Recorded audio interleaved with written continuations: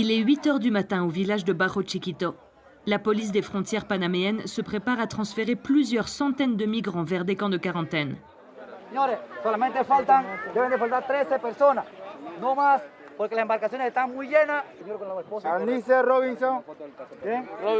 Ils viennent du monde entier.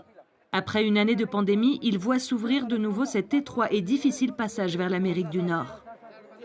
Dos Burkina Faso, dos Sudán, dos Sudán. 7 masculinos d'Haïti et une féminine. Il y a de toutes les nationalités, des Palestiniens, des Afghans, de tout. Tous ont marché pendant au moins 5 jours à travers une jungle impénétrable, le Darién. Une immense barrière végétale séparant la Colombie du Panama. Aucune route ne la traverse. Le chemin a été très dur. On s'est fait voler tout ce qu'on avait. On dormait par terre. On n'avait rien à manger. Et on n'a pas d'argent. Rien.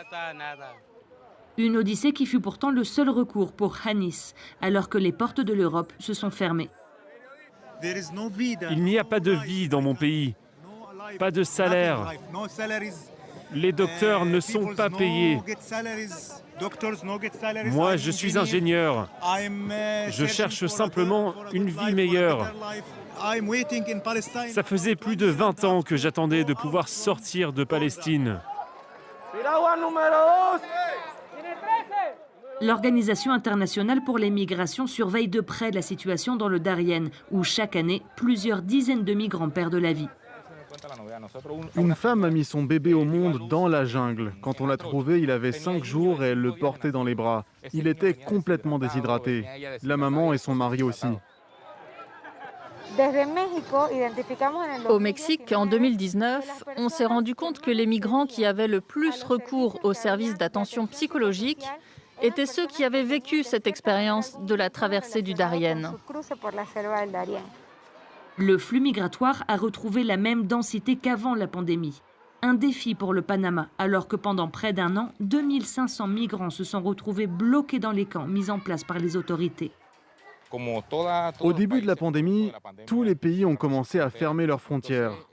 Les migrants ne pouvaient plus poursuivre leur chemin et on ne pouvait donc plus assurer leur transport contrôlé. Alors, on a dû les garder pendant des mois. Certains se sont retrouvés bloqués à Panama City. Un an après son passage par le Darién, Jefferson porte encore les traces des piqûres des insectes de la jungle qui lui ont provoqué de fortes fièvres. Quand la pandémie est arrivée, j'ai été enfermé 3 mois au bureau de l'immigration. Et je me sentais de plus en plus malade. J'étais angoissé, désespéré. Je pleurais. Je priais Dieu chaque jour. Il essaye d'économiser $300 pour rentrer en Colombie. Pour lui, la mère aventure de la migration s'arrête ici. Je veux sortir d'ici, je veux de l'aide. Je veux juste rentrer dans mon pays. Ici, je ne peux pas travailler parce que je n'ai pas de papier. Je me sens vraiment pris au piège. Le personnel de ce refuge catholique s'est retrouvé face à un poignant dilemme, celui d'aider des centaines de migrants bloqués dans le pays, tout en devant réduire leur capacité d'accueil pour raisons sanitaires. En tant que refuge, on a senti le poids de toutes ces restrictions qui nous empêchaient d'accueillir plus de monde. Le Panama n'est qu'un pays de transit pour eux. Mais ils ne peuvent pas reprendre la route en ce moment, car le Costa Rica n'a pas encore rouvert ses frontières.